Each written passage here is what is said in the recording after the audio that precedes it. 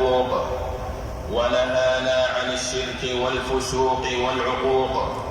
نحمده على ما يواليه حمدا يحبه ويرضيه، ونعوذ بالله من شرور أنفسنا وسيئات أعمالنا.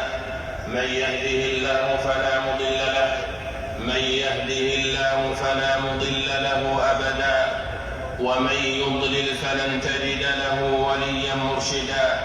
أشهد أن لا إله إلا الله وحده لا شريك له، وأشهد أن محمدا عبده ورسوله، بلغ الرسالة وأدى الأمانة ونصح الأمة، وجاهد في الله حق الجهاد حتى أتاه اليقين. صلوات الله وسلامه عليه وعلى آله وصحبه أجمعين، ومن اهتدى بهديه واستنى بسنته إلى يوم الدين.